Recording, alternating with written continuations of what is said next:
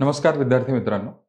आजच्या सेशनमध्ये आपण भूगोल हा जो विषय आहे आपल्या सामान्य अध्ययनाचा, तर त्याचा पूर्वपरीक्षा आणि मुख्य परीक्षा, तर ह्याचा जो सिलेबस आहे, जो अभ्यासक्रम आहे, तर त्याच्या बाबतीमध्ये थोडंसं आपण अनालिसिस करणार आहोत की कशा पद्धतीचा सिलेबस आहे, कोणत्या गोष्टी आपल्याला करायला पाहिजे, कोणत्या गोष्टी नाही करायला पाहिजे. तर ह्याच्या बाबतीमध्ये आपण एक थोडंसं डिस्कशन करणार आहोत. सो आता सगळ्यात पहिल्यांदा जर आपण पूर्वपरीक्षेचा सिलेबस पाहिला, तर आपल्याला हा सिलेबस काय सांगतो की आपल्याला या अभ्यासक्रमामध्ये भारत आणि जगाचा भूगोल करायचा आहे. ठीक आहे. आणि त्याच्यामध्ये सुद्धा प्रामुख्याने भारत व जगाचा प्राकृतिक, सामाजिक आणि आर्थिक भूगोल, हे 3 गोष्टींवरती आपल्याला भर द्यायचा आहे. लक्षात येतं? आपण भूगोलाला क्लासिफाय कशा पद्धतीने करतो, कशा पद्धतीने आपण भूगोलाचं वर्गीकरण करतो. सो हा जो भूगोल आहे, ह्या भूगोलाला आपण 2 प्रकारे क्लासिफाय करतो. सगळ्यात पहिलं म्हणजे इथे आहे हा सामान्य भूगोल. ठीक आहे. जनरल जॉग्राफी आपण असं त्याला म्हणतो. ठीक आहे. त्याच्यानंतर पुढे हा आहे प्रादेशिक भूगोल.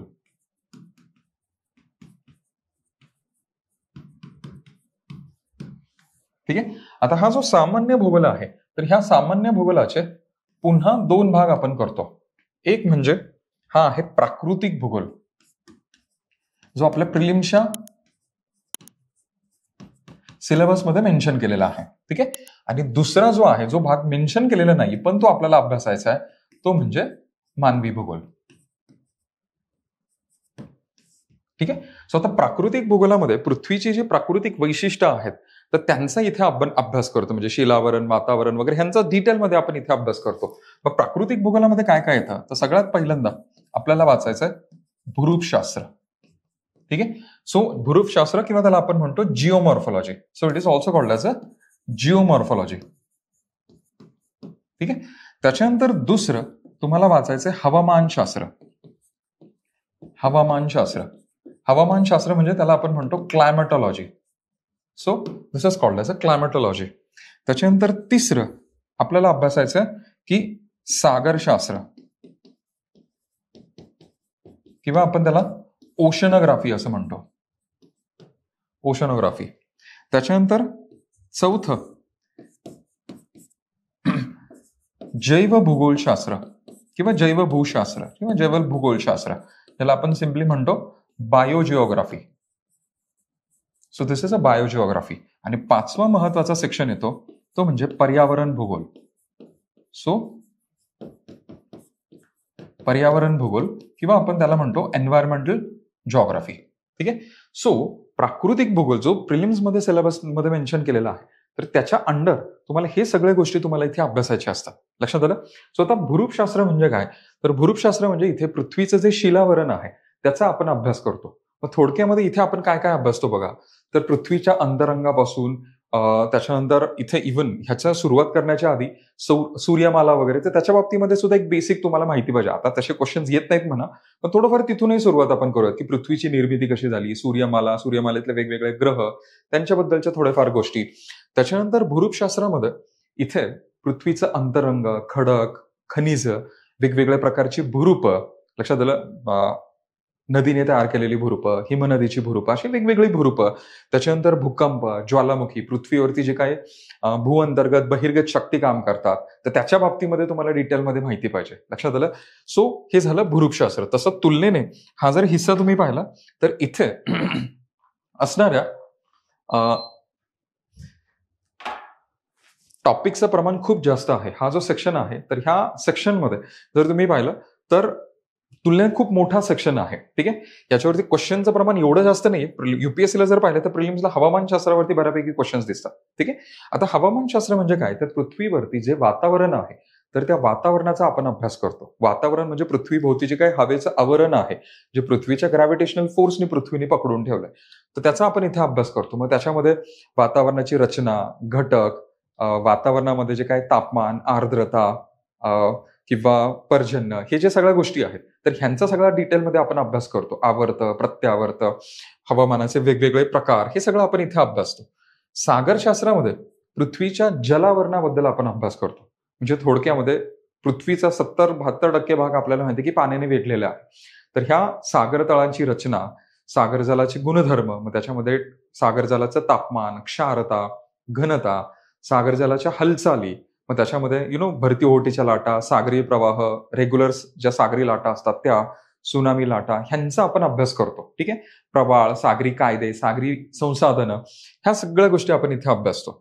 जैवभूगोलशास्त्र म्हणजे काय? जैवभूगोलशास्त्रामध्ये पृथ्वीवरती जे बायोस्फिअर आहे, जीवावरण, मग त्याच्यामध्ये प्राणी, वनस्पती, त्यांचं वितरण, त्यांच्या वितरणावरती परिणाम करणारे घटक, मृदा, मृदेची निर्मिती, सो ह्या सगळ्या गोष्टी थोडक्यामध्ये आपण इथे अभ्यासतो. ठीक आहे.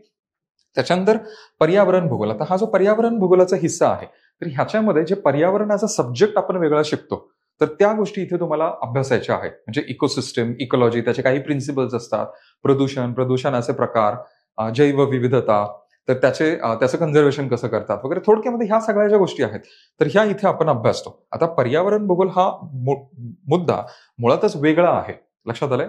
ऍज अ सब्जेक्ट म्हणूनच आपण वेगळा शिकतो, त्यामुळे मी इथे जास्त त्याच्याबद्दल डिस्कशन करत नाहीये. आता पुढे जेव्हा मानवी भूगोलामध्ये आपण जातो, तर मानवी भूगोलामध्ये काय काय येतं, तर इथे तुम्हाला दिसेल इथे आहे वसाहत भूगोल. ठीक आहे. वसाहत भूगोल किंवा त्याला आपण म्हणतो सेटलमेंट जॉग्राफी. ठीक आहे. सो सेटलमेंट जॉग्राफीचा हिस्सा इथे. त्याच्यानंतर दुसरं जर तुम्ही पाहिलं तर इथे तुम्हाला दिसेल पॉप्युलेशन जॉग्राफी किंवा त्याला आपण म्हणतो लोकसंख्या भूगोल.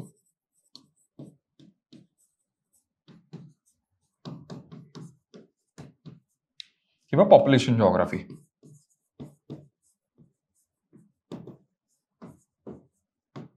तिसरं महत्वाचं इथे जर तुम्ही पाहिलं तर आर्थिक भूगोल. ठीक आहे. सो इथे आहे हा आर्थिक भूगोल किंवा त्याला आपण म्हणतो इकॉनॉमिक जॉग्राफी. इव्हन आपला जो सोशल जॉग्राफीचा हिस्सा आहे, सामाजिक भूगोल, हा सामाजिक भूगोल सुद्धा तुम्हाला इथेच इन्क्लूड करता येतो, जो प्रिलिम्सच्या सिलेबसमध्ये आहे आपल्याला. ठीक आहे. सो आता हे मानवी भूगोल म्हणजे काय, की मानव आणि त्याचा जो सराउंडिंग एरिया आहे, सभोवतालचा एरिया आहे, तर त्यांचा जो सहसंबंध आहे, तर तो इथे आपण अभ्यासतो. मानवी भूगोलामध्ये मनुष्यावरती मेजर फोकस असतो, तर प्राकृतिक भूगोलामध्ये पृथ्वीचे जे काही भौगोलिक, जे नैसर्गिक जे रचना आहेत, वैशिष्ट्य आहेत, त्यांचा डिटेलमध्ये आपण अभ्यास करत असतो. सो वसाहत भूगोलामध्ये आपण जनरली काय अभ्यासतो, तर पृथ्वीवरती वेगवेगळी ग्रामीण वसाहती आहेत, नागरी वसाहती आहेत, शहरं आहेत, त्या शहरांच्या समस्या, शहरांचं जे काही इंटरनल मॉर्फॉलॉजी असते, तर ह्या सगळ्या गोष्टी, किंवा ग्रामीण वसाहती असतात गावाकडे, तर त्या ग्रामीण वसाहतींचा प्रकार असतात, त्यांचे वेगवेगळे प्रारूप असतात, तर ह्या सगळ्या गोष्टी आपण इथे वसाहत भूगोलामध्ये शिकतो.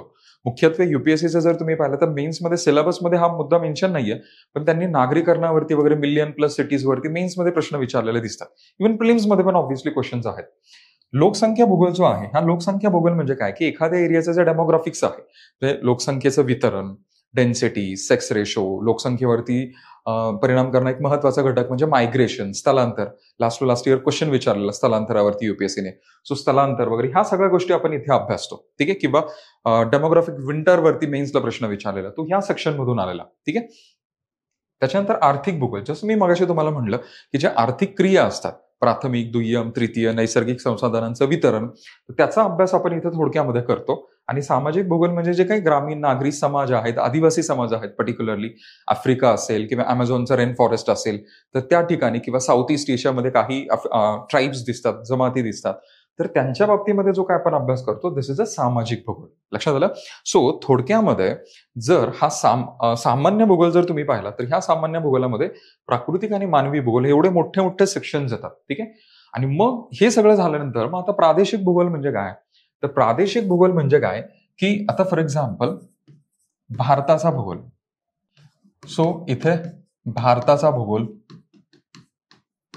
त्याच्यानंतर इव्हन महाराष्ट्र भूगोल,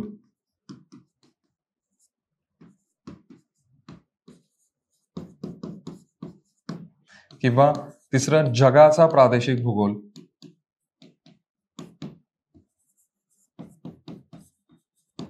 ह्या सगळ्या गोष्टी आपण इन्क्लूड करतो. आता प्रादेशिक भूगोल म्हणजे काय, की थोडक्यामध्ये एखादा जो प्रदेश आहे, म्हणजे भारत हा एक प्रदेश आहे. सो हा जो भारत प्रदेश आहे, तर त्या भारताचा भूगोल म्हणजे भारत ह्या प्रदेशाला जेव्हा आपण सामान्य भूगोलाच्या सगळ्या गोष्टी लावतो, तर तेव्हा त्याला आपण म्हणतो भारताचा भूगोल. म्हणजे काय बघा, जर तुम्ही पुस्तकांमध्ये पाहिलं तर भारताच्या भूगोलामध्ये काय दिसेल तुम्हाला, भारताचे वेगवेगळे प्राकृतिक विभाग, म्हणजे भारताचं जे जिओमॉर्फॉलॉजी आहे, म्हणजे त्याच्यामध्ये थोडक्यामध्ये हिमालय पर्वत, त्याच्यानंतर उत्तर भारतीय मैदान, त्याच्यानंतर भारतीय पठार, दख्खनचं पठार, बेट, नद्या, मृदा संपत्ती. सो ह्या सगळ्या गोष्टी भारताचं भूरूपशास्त्र किंवा मृदा वगैरे जर तुम्ही पाहिलं तरी म्हणजे बायोजिओग्राफीमध्ये रिसोर्सेस अंडर आपण पण पकडू शकतो. त्याच्यानंतर भारताचं हवामान, मॉन्सूनच्या बाबतीमध्ये वेगवेगळे जे सिद्धांत आहेत त्या सगळ्या गोष्टी आपण अभ्यासतो.